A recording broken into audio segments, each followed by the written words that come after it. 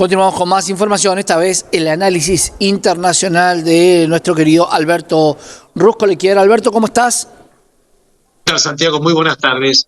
Bueno, contame cómo está un poco la situación, cuánto afectó la situación de Joe Biden y cuál es la relación que puede llegar a tener Kamala Harris con respecto a la situación que hay entre Israel y también el Líbano. Hubo mucha tensión en ese sector. Contame, Alberto, cuáles son las novedades. Mira, en realidad yo te diría lo siguiente. La primera novedad es que hoy hubo un pronunciamiento de la Casa Blanca que fue emitida por la vicepresidenta Kamala Harris. Lo que quiere decir que parecería ser de que como ahora los pronunciamientos de la Casa Blanca, el vocero va a ser la vicepresidente. Primera cuestión. En segunda instancia te quiero comentar que evidentemente lo que sucedió el sábado, hace 48 horas, respecto del ataque, ese misil, concretamente que disparó Hezbollah, que cayó en los altos del Golán, concretamente sobre una aldea drusa. Hay 4 aldeas drusas en los altos del Golán. La aldea Mahdal Shams, en la cual viven aproximadamente 20.000 drusos, matando a 12 niños y una cantidad de heridos.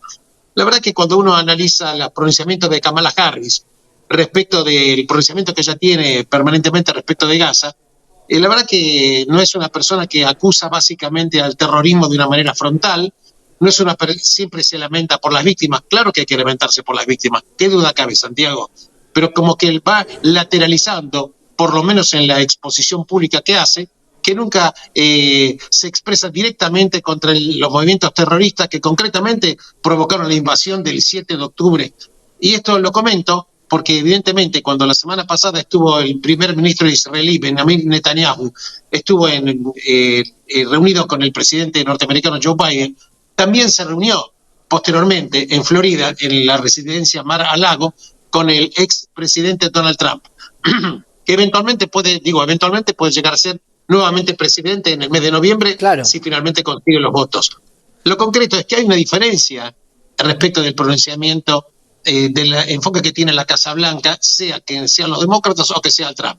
Trump y Biden coinciden en una cosa, que Netanyahu tiene que apurar las negociaciones para finalmente lograr un alto el fuego con Hamas. Yo personalmente digo que a esta altura del partido, luego de prácticamente, estamos hablando de 8 o 9 meses de enfrentamiento con este grupo terrorista, evidentemente, bueno, en algún momento va a tener que aceptarse que la verdad que de los 115 rehenes que quedaron en poder del Hamas, ya se sabe que no habría vivos más de 75, y esto sería una situación con respecto al movimiento terrorista Hamas. Pero también es cierto que en eso hay una coincidencia entre Biden y un poco Trump. Lo que no es una gran coincidencia es en qué aspecto va a tener que ser aceptado, ya sea por Biden, Kamala Harris eventualmente, o Trump, una política de hacerse un poco, ¿cómo te puedo decir?, blando con respecto al Líbano, porque desde el Líbano es donde está actuando el Hezbollah, que tiene un poder de fuego enormemente superior al Hamas. Y desde el Líbano, concretamente, el Hamas en realidad está provocando, ya simultáneamente desde el mes de octubre, un bombardeo constante. Hay días en los cuales caen más de 200 misiles sobre el norte de Israel, y hay que decir que hay más de cerca de 70 o 80 mil israelíes que no pueden retornar al norte del territorio de Israel porque están colindantes con el Líbano. La verdad es que acá va a haber inevitablemente un ataque al Líbano, a punto tal de que las aerolíneas libanesas, los aviones que están de esta aerolínea fuera del Líbano, no están regresando a la capital del Líbano, precisamente porque están esperando en cualquier momento que exista este ataque israelí. La verdad es que acá hay que tomar una decisión. Primero, la respuesta tiene que ser dura, porque la verdad que la opinión pública israelí no está aceptando ya medidas tintas con respecto al Líbano, con respecto al Hezbollah. Ahora, dura, pero tiene que ser calibrada. Sí, debería ser calibrada, pero el tema es que se está yendo ya de control un poco la situación, porque inevitablemente Irán en ese plano está en una posición muy cómoda. ¿Por qué digo cómoda? Porque la verdad que está dando pertrechos militares, financiamiento, órdenes militares al Hezbollah y al Hamas, pero no pierde absolutamente nada más porque está mirando, observando. Sabemos que el ataque que hizo Irán a Israel el 14 de abril, ya hace poquitos meses, en aquel momento Estados Unidos coordinó con varios países islámicos, árabes, que la verdad que hicieron una coalición para detener esa lluvia de misiles y drones que había mandado Irán. La pregunta sigue en pie.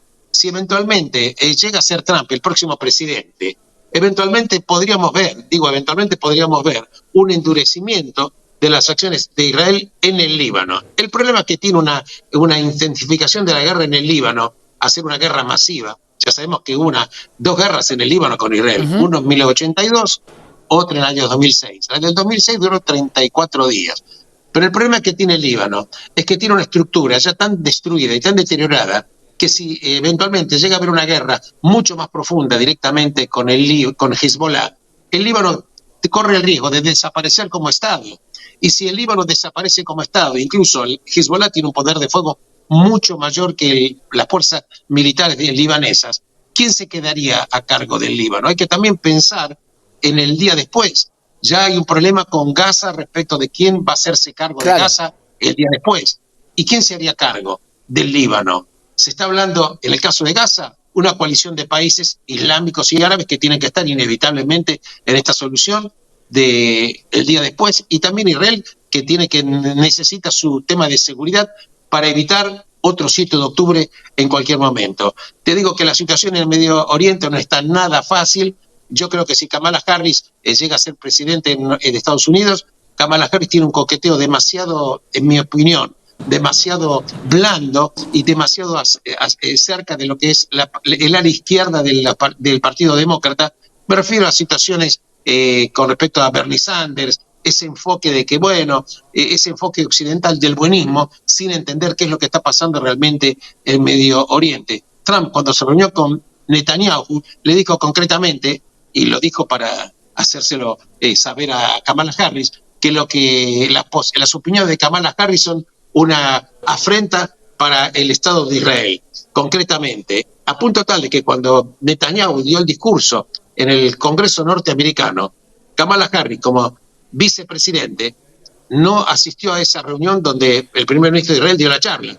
Esto fue una bofetada a nivel de relaciones internacionales, previendo cuál sería la actitud. Claro, Kamala Harris está en campaña, necesita el voto woke, el voto de la izquierda, el voto de ciertos pacifistas, el voto que increíblemente tiene de ciertos colectivos minoritarios que creen que si llegara a ganar el Islam radical, ellos podrían gozar de derechos en esa zona del Medio Oriente. Alberto, creo que en ese plano hay que aceptar. Sí. ¿Qué va a pasar con Siria? Porque, claro, si es atacado el Líbano, ¿cuál va a ser la actitud de Siria, que de por sí ya tiene un antagonismo muy marcado con Israel? Es correcto. Es muy buena tu pregunta. Cuando hablamos de Siria, recordemos que Siria tenía los altos del Golán, que los perdió en la Guerra de los 6 días en 1967. ¿Correcto? Luego los quiso recuperar y se alió también en el año 1973 en lo que se llamó la Guerra del Yom Kippur. Tampoco los pudo recuperar. Hubieron negociaciones en su momento en el año 2000, cuando estaba en el poder otro presidente, directamente estaba Clinton, los acuerdos de Camp David, y tampoco se llegó a ningún acuerdo. Y la verdad es que Siria nunca reconoció que la pérdida de los altos del Golán. Israel la hizo y anexó los altos del Golán a su territorio por una ley cuando estaba Menachem Begin en el año 2000, cuando estaba Menachem Begin en el poder, y en el año 2018 el presidente Trump le dio legalidad a esta anexión de los altos del Golán. Lo concreto, hoy en Siria, el dueño de Siria es Rusia. Quiere decir, fíjate vos, Santiago, tu pregunta es muy buena, porque cuando Israel bombardea con la fuerza aérea a pertrechos combatientes del Hezbollah que tratan de pasar armamento a la franja de Gaza, pasando por Siria, ¿quién le da los cielos abiertos a Israel para que pueda invadir el espacio de Siria? Inevitablemente Rusia. Entonces Siria de por sí, como país, perdió cualquier tipo de decisión política. La decisión política de Siria va a estar en función de lo que finalmente Vladimir Putin decida respecto de abrir o no los cielos a Israel. Y este es el motivo, uno de los motivos fundamentales por los cuales tiene relación buena Israel con Rusia, porque a Israel no le conviene tener un enfrentamiento con Rusia. Claro. Ahí te pregunto, porque venimos hablando de la conquista que tuvo desde el Estado de Israel a hoy. ¿Cuántos territorios ha anexado a su territorio, un territorio que la ONU le había destinado, como el Estado de Israel. ¿Cuántas ubicaciones ha anexado a través de lo bélico, entendiendo que es un país que tiene una cultura marcial? Correcto. Mira, la verdad que Israel hoy tiene 21.000 kilómetros cuadrados aproximadamente. Todo el Estado de Israel. 21.000 kilómetros cuadrados. Cuando hablamos de los Altos del Golán, estamos hablando de 1.000 kilómetros cuadrados en total. La verdad que lo que quedó siempre cuando se hizo esa resolución 181 de noviembre de 1947, ahí se había establecido, las Naciones Unidas, la partición de ese territorio, que en su momento pertenecía al Imperio Otomano, dividiéndolo en un Estado judío y otro Estado árabe, no Estado palestino, Estado árabe. Así dice la resolución 181. En aquel momento estaba el primer ministro Ben Gurión, y dijo, no es el Estado que a mí me hubiera gustado en su extensión, pero es el único posible. Y lo aceptó con toda inteligencia, criterio que yo comparto totalmente. Posteriormente había quedado en disputa, por ejemplo, en la ciudad de Jerusalén, que se le había dado un corpus internacional separado que iba a ser decidido en los próximos años. Concretamente, cuando empieza 1948, se decreta el Estado, prácticamente de forma inmediata empieza la guerra. Entonces Israel empieza con esa guerra, la del 48, luego de los 6 días, captura, por ejemplo, Jerusalén, la parte oriental, que estaba en poder de Jordania. Pero la Jordania tenía la parte oriental de Jerusalén en forma provisoria porque en teoría tenía que negociarse oportunamente el estatus definitivo.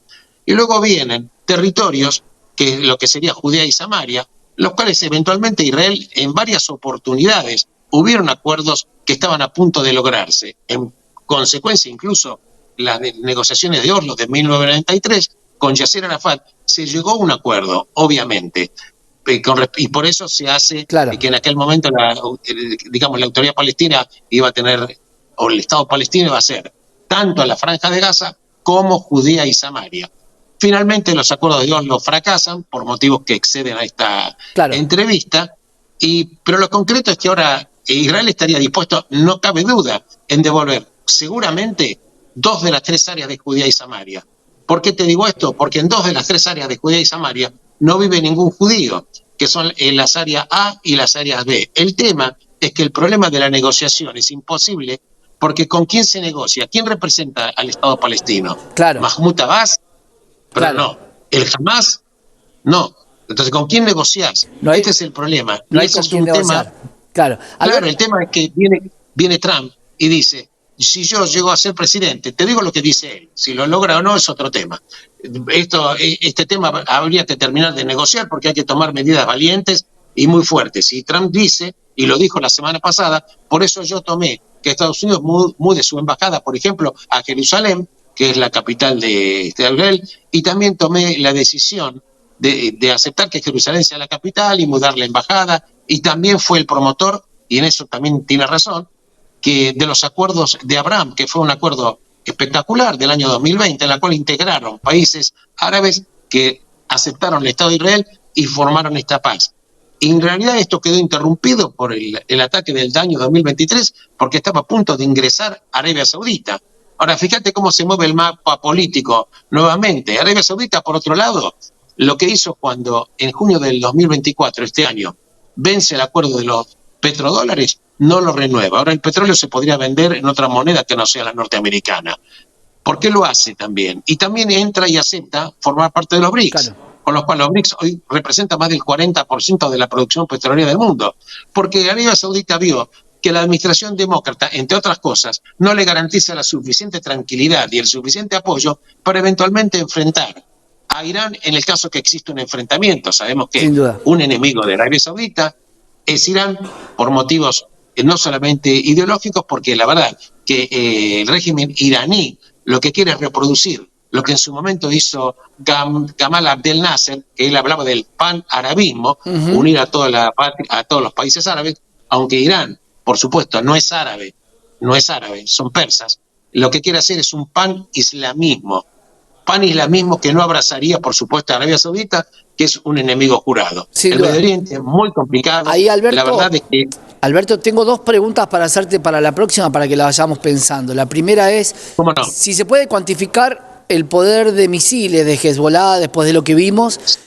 Y la segunda es si la cúpula de hierro está preparada para los ataques del norte, porque durante mucho tiempo estaban los cañones enfocados hacia otro lado, y si están impactando algunos misiles de Hezbollah, quisiera que veamos cuál es la parte logística de Israel en el norte. Bueno. ¿Te parece para la próxima?